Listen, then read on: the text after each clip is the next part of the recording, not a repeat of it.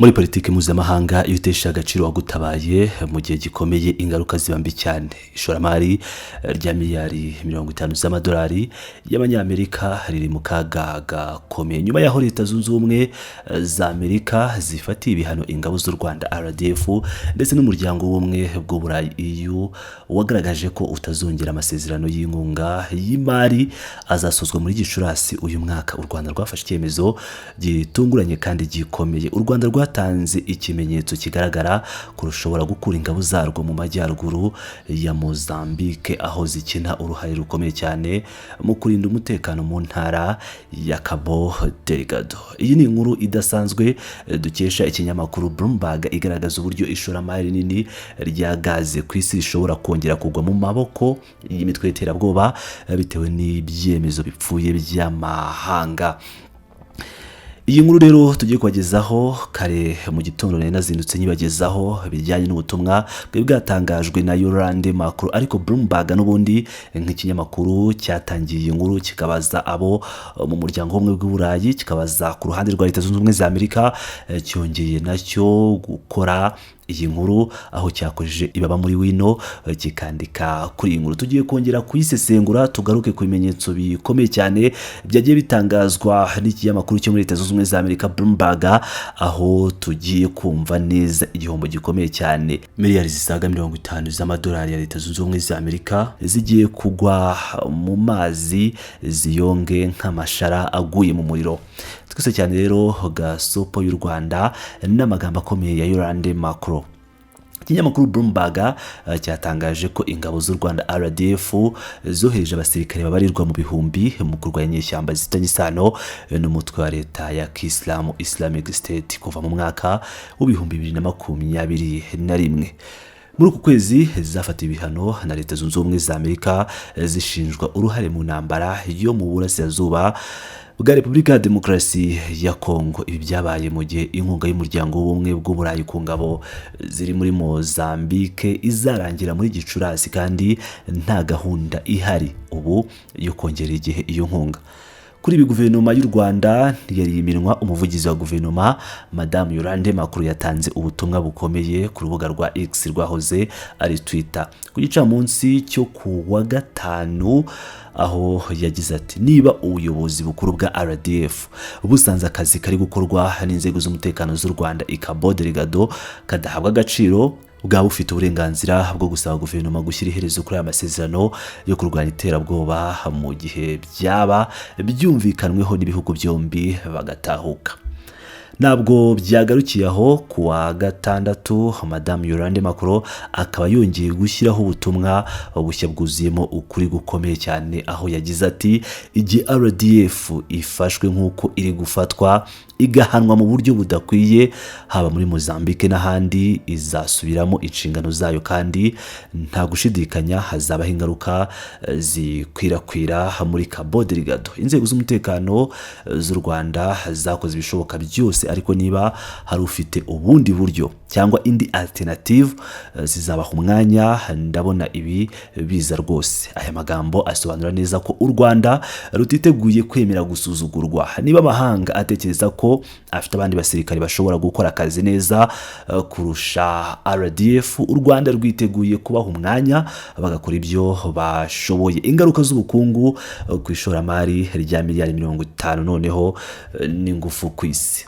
Gukura ingabo z'u Rwanda muri kariya gace bifite ibyago binini cyane by'umutekano mu gace. Ibigo bikomeye nka Total Energy n'ikigo cy'Amerika Exxon Mobil Corp biteganya gukoreramo amwe mu mashoramari manini kuruta ayandi yose muri Afurika yigeze ibona. Tugarutse nyuma gato mu mateka ya vuba, ingabo z'u Rwanda zahageze mu mwaka wa 2021 mu gihe cy'inkubiri y'ibitero by'abarwanyi ba Islamic State bari batije umurindi bagatuma ikigo cya Total gita ibikorwa byacyo. Ingabo z'u Rwanda zagaruye amahoro, bituma uyu mushinga wongera gutangira byuzuye muri uku kwezi kwa Mutarama uyu mwaka. Byongeye kandi ibi bije mu gihe gikomeye cyane ku isoko ry'ingufu ku isi. Ihungabana ry'iyoherezwa rya gaz LNG rituruka muri Qatar ryatewe n'intambara ya Iran ryashimangiye akamaro gakomeye ka Mozambique nk'isoko rishya rigenda rizamuka ryo guha ingufu Uburayi na Aziya. Guhungabanya umutekano w'iyi mishinga no guhungabanya isoko ry'ingufu ku rwego rw'isi. Ikinyamakuru Bloomberg cyerekana ubushyamirane buri hagati y'ibyemezo bya politike n'ukuri ko ku kibuga.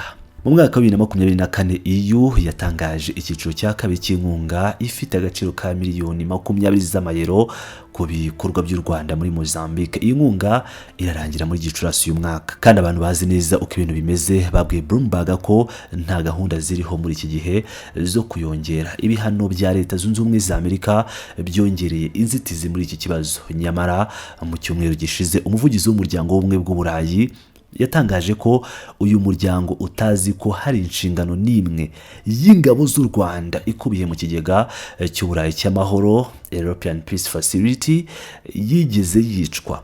Uyu muvugizi yakomeje agira ati abayobozi ba Mozambique n'indorerezi mpuzamahanga bemeje ko RDF yakinnye uruhare rw'ingenzi mu guhosha imvururu no kugarura umutekano muri kariya gace. Ibi birerekana ko EU ubwayo yiyemerera ko u Rwanda rwakoze akazi neza, ariko politike y'ibihano ikaba igiye gusenya ibyagezweho byose.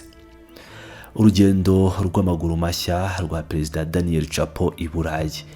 Ibihe bikomeye byateje igihunga gikomeye ubuyobozi bwa Mozambique. Perezida wa Mozambique Daniel Chapo ari mu ruzinduko rw'akazi mu mujyi wa Buruseli ku cyicaro cya EU kuva uyu munsi kugeza kuwa gatatu. Ibiro bye byatangaje mu gicuku cyo kuwa gatanu ko ateganya kubonana n'abayobozi bakuru barimo perezida w'inama y'Uburayi European Council President Antonio Costa. Ntabwo birasobanuka neza niba perezida Chapo azasaba indi nkunga nshya ya EU kugira ngo afashe ingabo za RDF kuguma muri Mozambique, kuko ibiro bye bitahise bitanga igisubizo kuri iyi ngingo. Nyamara ikizwi neza nuko Mozambique ubwayo ihanganye n'ibibazo bikomeye cyane by'ubukungu, deep fiscal crisis mu ndimi z'amahanga, ikaba ihanze amaso imishinga ya gaze LNG kugira ngo ihindure ubukungu bw'iki gihugu kibarizwa mu bikennye cyane ku isi. U Rwanda na Mozambique mu kwezi kwa Kanama bashyize umukono ku masezerano yemejwe y'imiterere y'ingabo, status of forces agreement. Ku bijyanye n'ubu butumwa kandi Perezida Chapo yagaragaje ko ashaka izi ngabo ko ziguma mu ntara ya Cabo Delgado ikungahaye kuri gaze nibura mu gihe cyose cyiyubakwa ry'imishinga LNG kugeza mu mpera z'iki kinyejana.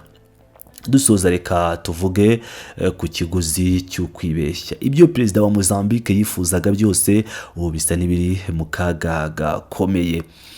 Icyemezo cy'u Rwanda cyumvikana neza cyane. Ntushobora kureba igihugu cyatanga amaraso y'abana bacyo ngo gicungire umutekano ishoramari ry'amahanga ringana na miliyari 50, hanyuma ngo ayo mahanga amusubize ibihano n'agasuzuguro yibwira ko bizakomeza kugenda neza. Nk'uko Madame Yolande Macron yabivuze neza, niba hari abafite ubundi buryo, izindi alternatives, u Rwanda rwiteguye kubaha umwanya bagakora iryo shoramari n'urwo rugamba. Ingabo z'u Rwanda zizataha Mozambique isigara ihanganye n'imitwe y'iterabwoba, hanyuma ibigo bya Total Energy na Exxon Mobil bishakira umutekano mu magambo n'ibihano aho kuwushakira mu ngabo zishoboye ku kibuga. Iyi ni inkuru igaragaza uburyo agasuzuguro k'ibihugu bikomeye gashobora kubikururira ibihombo bya za miliyari z'amadolari mu kanya nk'ako guhumbya.